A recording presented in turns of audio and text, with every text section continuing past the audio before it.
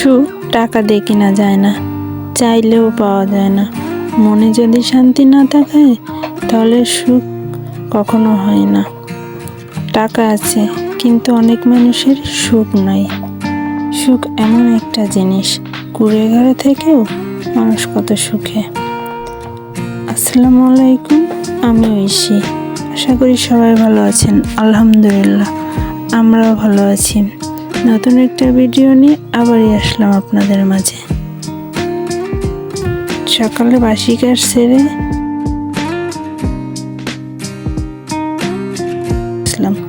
আজকে দুপুরে রান্না করব মাছ ভাজি, লাউ ভাজি আর দুধ গরম করব।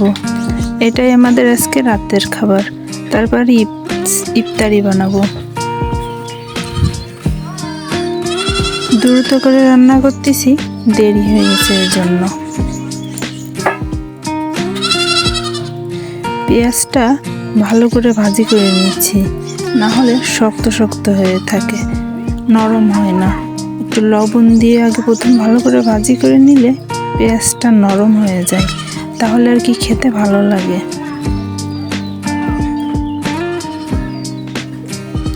এত দ্রুত করে কাজ করি, তাও যেন কাজ শেষ করতে পারি না। সেই ইফতারির সময়ই কাজ শেষ হয়।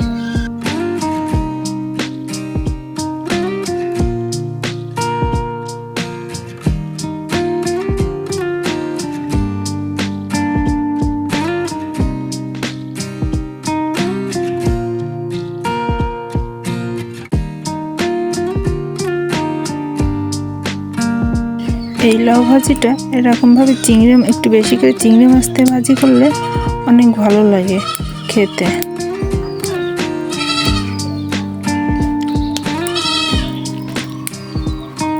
ঝটপট করে রান্না করে নিয়ে দুধটাও একসাথে গরম করে রেখে দিচ্ছি আজকে চুলায়। প্রতিদিন তো গ্যাসে গরম করি, আজকে গরম চুলায় আর কি তাড়াতাড়ি দুধটারও জাল করে নিলাম। পরে যখন রাত্রে খাবো তখন আবারই গ্যাসে গরম করে নেব। আমার রান্না বান্না শেষ করে রেখে এখন ইফতারির কিছু বানানো হয়েছে আর কিছু বাকি আছে।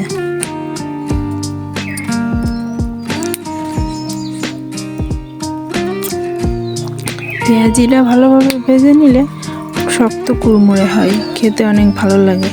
একটু তেল বেশি দিয়ে পেঁয়াজ বেশি দিয়ে ভাজি করলে। আমি তো সবসময় এইভাবেই ভাজি করি।